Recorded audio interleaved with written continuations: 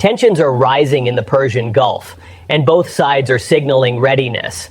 As the United States moves warships toward Iran, Tehran is responding not with words alone, but with hardware, according to Iranian state media and regional reports. Iranian state media says the Shahid Bagheri has been sent to operate near the Strait of Hormuz, one of the world's most critical oil choke points through which a significant portion of global petroleum trade passes. Iran's state TV aired footage showing drones on deck, though the full operational loadout cannot be independently verified from the video alone. Iranian officials framed it as a deterrent message, warning they would respond if attacked. Analysts interpret the timing as Iran signaling options in response to the U.S. buildup, though the actual operational status and capabilities of the vessel remain subject to verification. The development comes as Trump said the USS Abraham Lincoln Strike Group is heading toward the region, with Trump describing what he called a beautiful armada heading toward Iran. The convergence of American naval power and Iranian countermeasures creates conditions that regional observers are watching closely. Open source reporting has described the Shahid Bagheri as a converted container ship around 42,000 tons and roughly 240 meters long.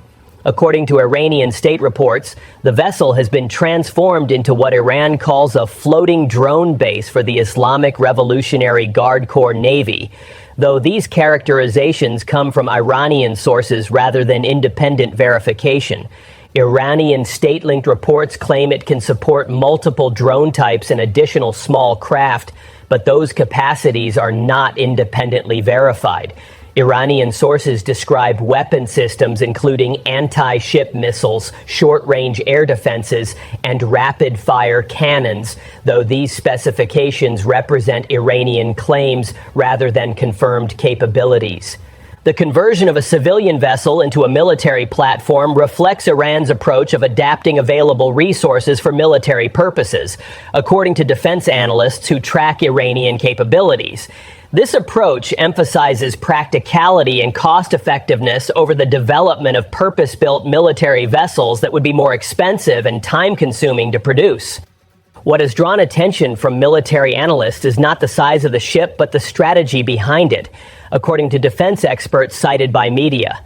Iran's military doctrine reportedly relies on what analysts describe as swarm warfare, the concept of launching large numbers of low-cost drones simultaneously with the aim of overwhelming defensive systems through sheer volume rather than individual capability.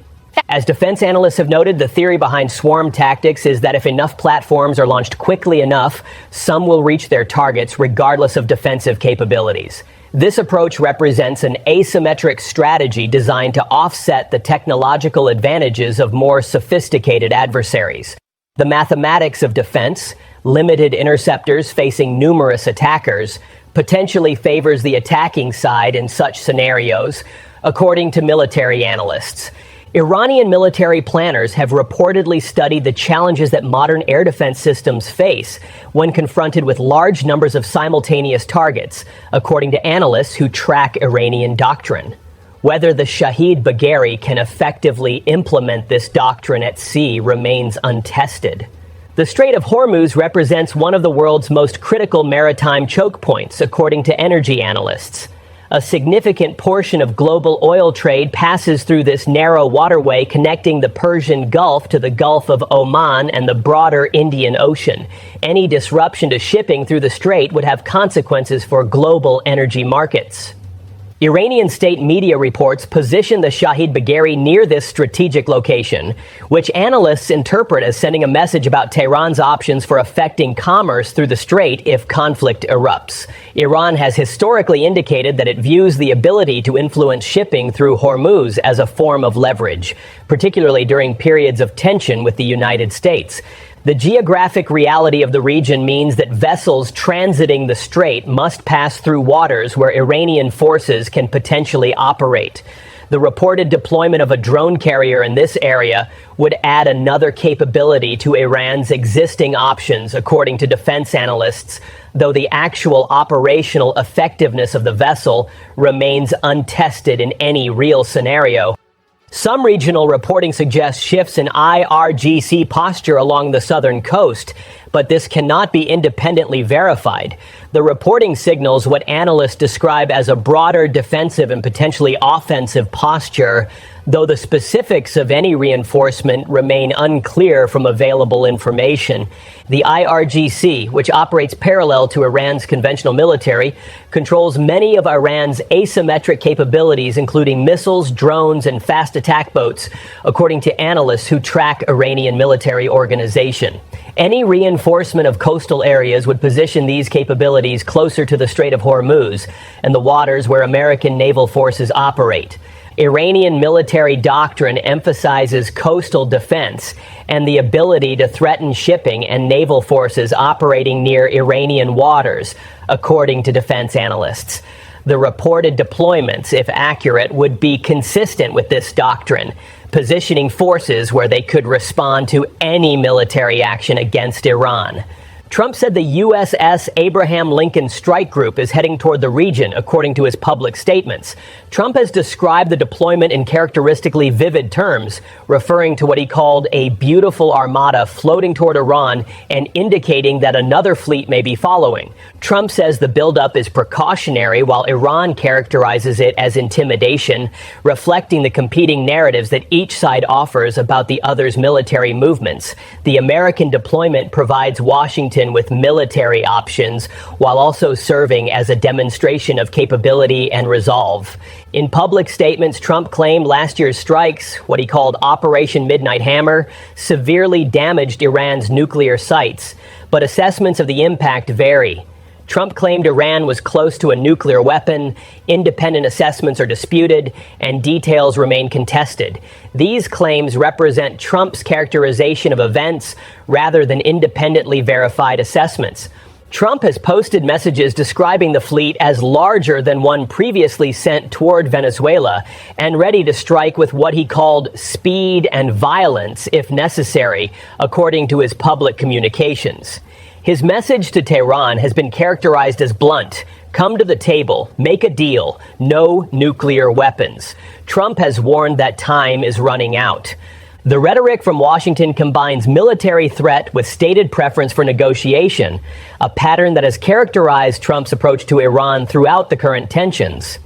The Armada provides leverage for diplomacy while also positioning forces for potential military action if negotiations fail, or if Trump determines that military force is necessary. Trump's invocation of previous military operations and warnings about future action represent the coercive dimension of American policy, according to analysts. The approach aims to pressure Iran into concessions while demonstrating that the United States has both the capability and the stated willingness to use military force. Iran's foreign minister has responded to American pressure by saying that Iran has not requested negotiations with Washington and has had no recent contact with the U.S. special envoy, according to Iranian official statements reported by media. He says talks cannot happen under threat, a position that reflects Iran's consistent stance that it will not negotiate while being coerced. The Iranian position rejects the American approach of combining military pressure with calls for negotiation. From Tehran's perspective, according to Iranian officials, negotiations conducted under military threat would amount to capitulation rather than genuine diplomacy. This framing presents Iran as defending its dignity and sovereignty rather than refusing reasonable diplomatic overtures. The disconnect between American and Iranian positions on the conditions for negotiation represents a significant obstacle to diplomatic resolution, according to analysts. Washington believes pressure creates incentive for negotiation, while Tehran insists that pressure makes negotiation impossible. Bridging this gap would require one side or the other to adjust its position. Senior Iranian commanders are issuing warnings about the consequences of military action, according to Iranian media reports. Rear Admiral Habibullah Sayari says any act of adventurism against Iran will come at a heavy cost, according to statements reported by Iranian outlets. He accuses the United States of what he calls gunboat diplomacy, using massive warships to project fear. Sayari says Iran is fully prepared to respond across land, sea, and air, according to the reported statements. This messaging emphasizes Iranian readiness while characterizing American deployments as intimidation rather than legitimate security measures. The framing presents Iran as a defender against aggression rather than a provocateur. Iran's leadership argues that advanced technology alone does not decide wars, according to Iranian official statements, pointing to past conflicts as proof of what they describe as Iranian resilience and capability. This messaging is designed both for domestic audiences and for American observers, suggesting that military superiority does not guarantee success against a determined adversary. Turkey is urging Washington to reduce pressure and resolve disputes with Iran one issue at a time, starting with the nuclear file, according to statements from Turkish officials reported by media. Ankara warns that sweeping demands could humiliate Iranian officials and push the region closer to another war, according to Turkish diplomatic messaging. Turkey's foreign minister says Iran is open to nuclear talks but opposes any foreign military intervention, calling renewed conflict destabilizing for the entire Middle East, according to reported statements. The Turkish position reflects concerns from regional powers about the consequences of U.S.-Iran conflict for neighboring countries. The Turkish foreign minister reportedly advised American officials to close files one by one with the Iranians, starting with nuclear issues before moving to other matters. If you put them all as a package, it will be very difficult for our Iranian friends to digest, the minister reportedly said. It sometimes might seem humiliating for them. It will be very difficult to explain not only to themselves but also to the leadership on the streets of Tehran. Across the region, concern is growing about the potential for conflict between the United States and Iran, according to reports from regional capitals. Countries in the Gulf and broader Middle East understand that any military exchange could affect them directly through disrupted shipping, economic consequences, or potential targeting if they are perceived as supporting either side. The rhetoric is visible in Iran, according to media reports describing the domestic scene. Anti-U.S. billboards reportedly appear on busy intersections. Newspapers carry headlines about the situation. One message reportedly reads, "If you sow the wind, you will reap the whirlwind." This public messaging reflects and reinforces Iranian positioning while preparing the population for various scenarios. As warships move, diplomats work, and positions harden, the question is not just whether talks will happen, but whether the current trajectory can be changed, according to regional observers. With forces on the move and warnings from both sides, the margin for miscalculation is narrowing, analysts note. The strategic logic behind Iran's reported drone carrier deployment reflects an understanding of what analysts call asymmetric advantage. Low-cost drones produced in large numbers can potentially impose costs on adversaries that exceed the cost of the drones themselves. A defensive missile that costs millions of dollars used to counter a drone costing thousands represents an unfavorable exchange rate for the defender, according to this analysis. This calculus has reportedly informed Iranian investment in drone technology, according to analysts who track Iranian military development. Tehran has prioritized drones as a capability that can threaten sophisticated adversaries without requiring the massive investments necessary for conventional military parity. The Shahid Bagheri, if operational as described, would represent a platform for projecting this capability at sea. The mathematics of swarm warfare favor the attacker in scenarios where defensive systems face saturation, according to military analysts. While modern naval defenses are sophisticated, they have finite ammunition and processing capacity. The theory behind Iranian doctrine, analysts note, is that overwhelming numbers can create opportunities that individual high-quality platforms cannot. The potential effectiveness of drone warfare against naval targets has been demonstrated in recent conflicts, according to analysts who point to the Houthi campaign in the Red Sea. International reporting says Houthi attacks disrupted Red Sea shipping and drove rerouting, while exact totals of damage and losses vary by source. The Houthi campaign forced major shipping companies to reroute vessels around Africa rather than transit the Red Sea, imposing significant costs on global commerce. The ability of relatively unsophisticated actors to affect international shipping with drones and missiles has informed analysis of what more capable actors like Iran might achieve. Iranian military planners have presumably studied the Red Sea campaign and drawn lessons about the vulnerability of shipping to drone and missile attacks, according to analysts.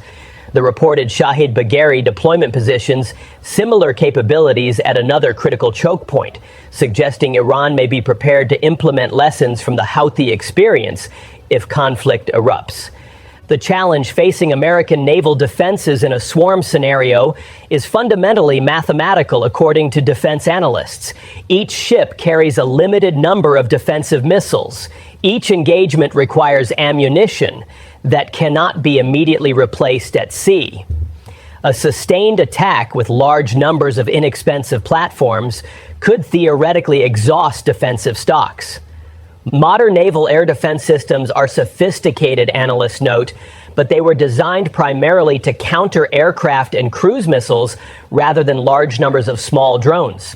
The evolution of drone technology has created new challenges that existing systems are being adapted to address. But the adaptation is ongoing, and the outcome of any actual engagement remains uncertain. Iranian propaganda videos have made claims about overwhelming American defenses through saturation attacks. While the specific technical claims in such videos have not been independently verified, the underlying concept of saturation attacks is taken seriously by military analysts as a legitimate concern for naval planners. Iranian officials describe their country as prepared to respond to any attack across all domains, land, sea, and air, according to statements reported by Iranian media. This messaging emphasizes comprehensive readiness, while suggesting that any conflict would not remain limited to a single domain or geographic area. The reported deployment of the Shahid Bagheri represents what Iran describes as the naval component of this stated readiness. Iranian land-based missiles and air defenses would constitute other dimensions of any response, according to Iranian official statements. The message to potential adversaries is that attacking Iran would trigger a multi-domain response. This posture is consistent with Iranian deterrence doctrine, which emphasizes threatening to impose unacceptable costs on any attacker. By demonstrating capabilities across multiple domains and suggesting that responses would be severe and widespread, Iran aims to convince adversaries that the costs of military action would exceed any potential benefits, analysts note. The diplomatic situation remains stalemated as positions harden on both sides, according to analysts tracking the crisis. Washington demands that Iran come to the table and make concessions on its nuclear program. Tehran insists it will not negotiate under military threat and has not requested talks. The gap between these positions shows no sign of narrowing. Turkey and other regional powers have attempted to offer frameworks for resolution, suggesting step-by-step approaches that might allow both sides to claim progress without humiliation. However, the maximalist positions being taken by both Washington and Tehran leave limited room for the compromises that such approaches would require. The combination of military buildup and diplomatic stalemate creates conditions where events could move toward escalation through momentum or miscalculation rather than deliberate decision, analysts warn. As forces position and rhetoric intensifies, the window for diplomatic resolution may be narrowing. The Persian Gulf remains a focal point for global attention, according to regional analysts characterizing the current situation. The combination of American naval power, Iranian asymmetric capabilities, and the strategic importance of the Strait of Hormuz creates conditions that all parties are watching closely. The stakes extend far beyond the immediate parties. Global energy markets depend on the flow of oil through the strait. Shipping companies and their insurers are monitoring developments closely. Countries throughout the region face potential consequences from any military exchange, whether through direct involvement or economic disruption. What happens next may depend on the decisions made by leaders in Washington and Tehran, as analysts characterize the situation. The reported deployment of Iranian capabilities in American carriers creates a confrontation where both sides have demonstrated resolve. The question is whether either side will find a path to de-escalation or whether the current trajectory continues. The messaging from Tehran is being characterized as consistent by observers tracking Iranian communications. Iranian officials warn they will respond if attacked. This is the essence of Iranian messaging during the current crisis, according to analysts interpreting Iranian statements. The reported positioning of the Shahid Bagheri near the Strait of Hormuz puts hardware behind the rhetoric, demonstrating that Iran has capabilities it describes as ready to deploy. Whether the vessel and its drones would prove effective in actual combat remains untested, but their reported presence sends a message about Iranian intentions and preparation. For American naval planners, the reported deployment adds another factor to consider in any operational planning. The combination of land-based missiles, fast attack boats, and now a reported dedicated drone carrier creates multiple potential threat vectors that would need to be addressed in any military scenario. This complexity is part of Iranian deterrent strategy, analysts note. The margin for miscalculation is narrowing, according to analysts characterizing the current situation. With forces on the move, drone carriers reportedly deployed, and warnings issued from both sides, the conditions exist for events to escalate through accident or misunderstanding rather than deliberate choice. Both sides have stated their positions and signaled their capabilities. The United States has deployed significant naval power and issued warnings. Iran has reportedly positioned its drone carrier and declared readiness to respond to any attack. The remaining space for diplomatic resolution exists, but appears to be narrowing as military dynamics create their own momentum. Regional powers are calling for restraint and step-by-step approaches to resolving disputes. Whether these calls will be heard amid the competing pressures of military